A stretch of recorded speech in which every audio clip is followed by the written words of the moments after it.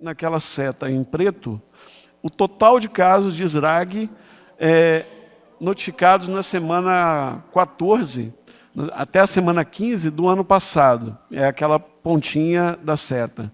E quando a gente olha aqui a mesma semana deste ano, a seta juntando o COVID com os demais vírus respiratórios, nós podemos observar que nós ainda estamos no início de uma curva que ainda vai crescer.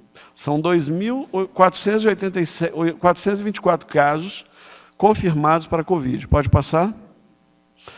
Aqui neste outro gráfico nós temos aqui uma tentativa de explicar de forma mais didática tudo o que nós fizemos até agora. Nós iniciamos a nossa estratégia de resposta ao COVID no dia 22 de janeiro de 2020, logo no dia seguinte em que os Estados Unidos identificou o primeiro caso confirmado. Nós fizemos a ativação no território nacional, no nível 0, no nível 1, aliás, que é o nível de alerta. Nós não tínhamos casos confirmados, nem casos suspeitos. Depois, no dia 27 de janeiro, tivemos o primeiro caso suspeito, que cumpria a definição de caso, no estado de Minas Gerais, que depois deu negativo.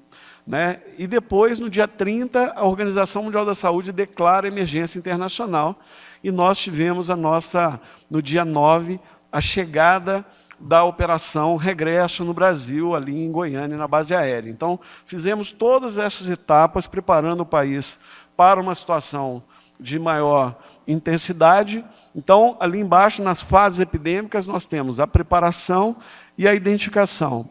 Quando nós tivemos o primeiro caso confirmado, nós entramos na fase que a gente chama de fase de mitigação. Então, até não termos o primeiro caso, estávamos na fase de contenção, identificando casos, controlando esses casos, buscando evitar a disseminação. Dia 20 de março, agora do mês passado, nós reconhecemos a transmissão comunitária em todo o território nacional. Com isso, passamos a trabalhar com as fases epidêmicas propriamente ditas. A fase de epidemias localizadas é essa que nós estamos no momento. Ou seja, estamos com alguns estados com transmissão mais intensa, como São Paulo, Rio de Janeiro, como o Amazonas, mas mesmo o estado, pegando o estado de São Paulo, que é um estado grande, a transmissão não está do mesmo modo em todo o território do estado de São Paulo. Ela está mais concentrada na região metropolitana de São Paulo. E ali, em vermelho, a gente pode ver, em vermelho, a curva. Aliás, tem aquelas 3 curvas ali. A primeira curva, aquela mais alta, é uma expectativa se não tivéssemos fazendo nenhuma atividade. Teríamos uma explosão de casos, um número elevado de casos, e depois uma queda, porque naturalmente as pessoas ou ficariam imunes ou morreriam em decorrência de uma doença.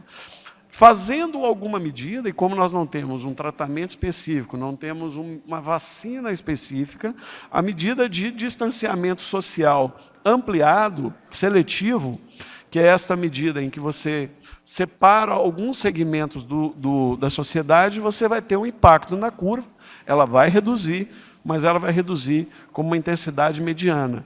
E um distanciamento mais intenso, ou seja, um distanciamento social ampliado, você tem uma curva mais baixa.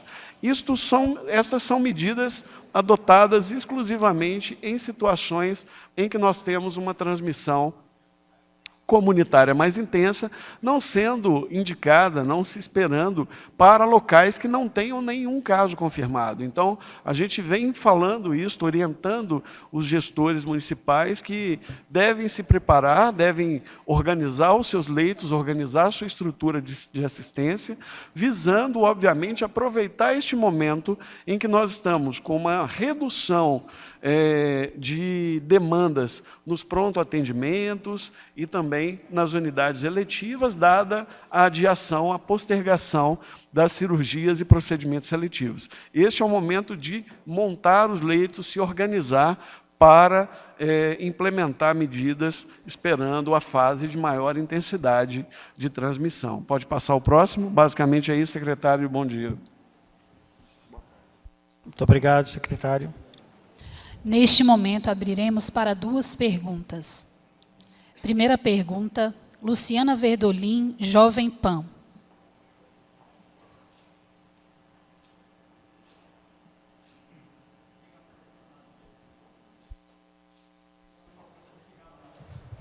Boa tarde.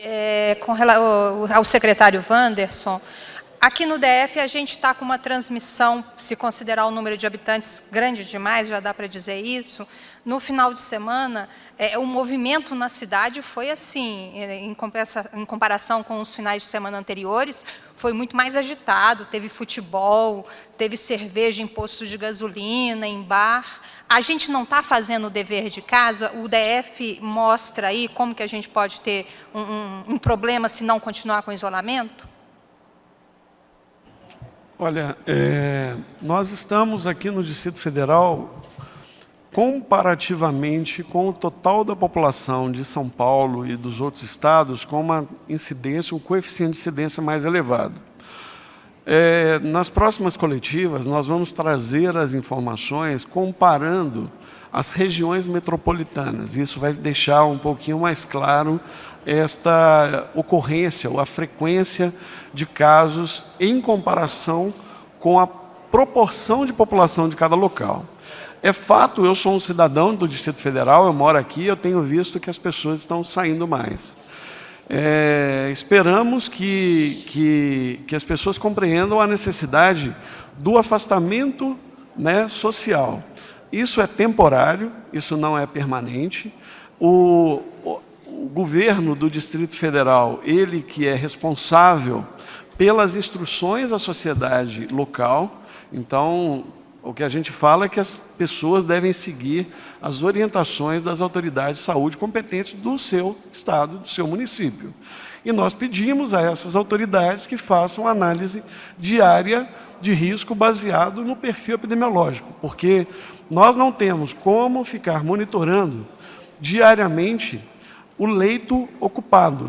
Os dados eles demoram um pouco para chegar para o Ministério. Então, no nível local, é muito mais fácil para tomar decisão se esta ocupação de leitos está próxima do esgotamento, se está abaixo.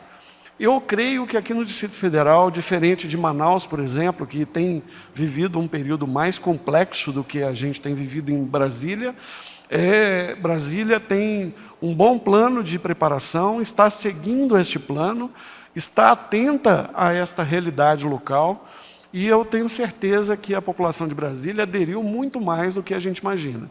Eventualmente tem pessoas que saem, como em qualquer lugar do Brasil, mas a população brasileira aderiu muito bem às medidas de afastamento social, e que serão curtas, tenho certeza disso.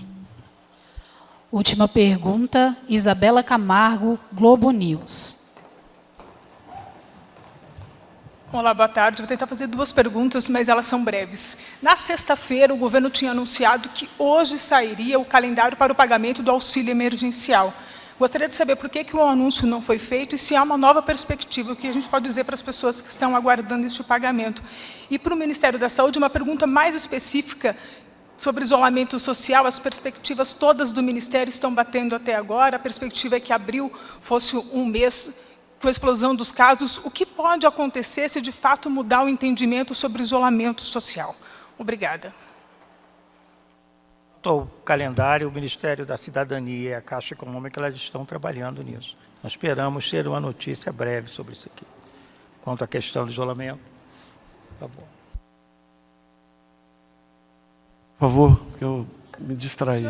Fala bastante, mas eu pedi para o senhor falar novamente. Os dados do Ministério da Saúde estão batendo, conforme as projeções estão todas corretas até aqui, né? E vocês estão dizendo que abril seria o mês da explosão dos casos. Eu queria que o senhor me falasse assim claramente o que pode acontecer se mudar o entendimento em relação à importância do isolamento social. Bom, eu acho que a experiência internacional vivida por países mais desenvolvidos no hemisfério norte, tendo como referência Estados Unidos, Itália e Espanha, para citar três apenas, eu não tenho dúvida que as medidas de distanciamento social são fundamentais para que o sistema de saúde se organize.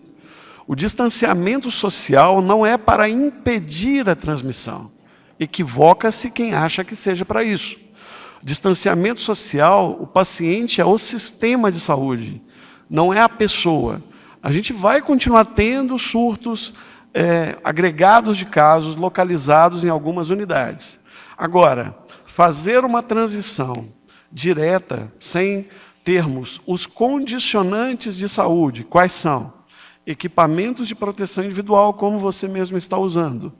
Termos respiradores mecânicos e termos testes laboratoriais e leitos em quantitativo suficiente é temerário. Então, eu acredito que os estados e municípios, acredito não, tenho convicção que os estados e municípios estão fazendo todo o esforço possível para garantir este quantitativo. Agora, lembro que a epidemia ela não é igual em todos os estados. Temos localidades que não teria, neste momento, nenhuma, eu diria, indicação, sem caso, de estar fazendo medida de distanciamento social. Essa que é a questão. Então, temos locais que precisam ter um distanciamento social implementado? Não temos dúvida disso.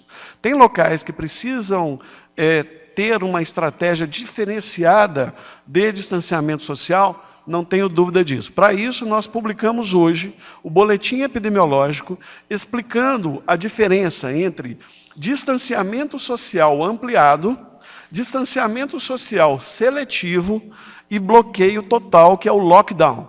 Então, são 3 técnicas de controle, e quando nós falamos aqui no sábado sobre aceleração descontrolada, esse foi um termo utilizado, inclusive, considerando que nós não temos instrumentos de controle. O único instrumento de controle existente, possível, disponível, é o distanciamento social. A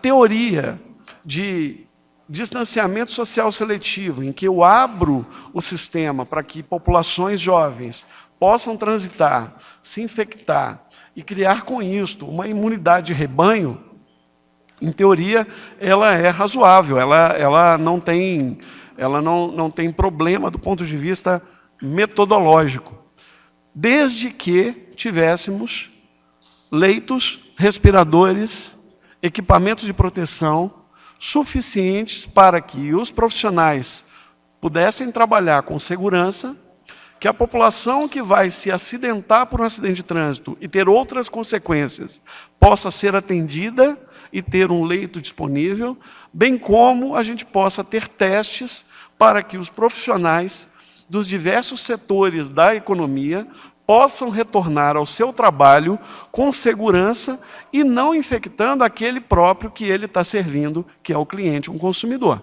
Então, é fundamental que a gente tenha compreensão que estas medidas são temporárias, são específicas, localizadas, e que o governo federal está fazendo de tudo para que elas sejam minimizadas ao máximo possível. No boletim de hoje, nós publicamos uma orientação sobre afastamento laboral, justamente para orientar os profissionais, os serviços de saúde e de segurança pública, para que aqueles profissionais que estão em isolamento ou que, porventura, necessitem ficar em isolamento, só fiquem se realmente for indicado. Então, é um começo de uma flexibilização para uma transição gradual de onde está implementado um distanciamento social ampliado, como São Paulo, Distrito Federal, migrar gradualmente com segurança para o distanciamento social seletivo. Está encerrada essa coletiva de imprensa. Obrigada a todos. Obrigado a todos, boa tarde.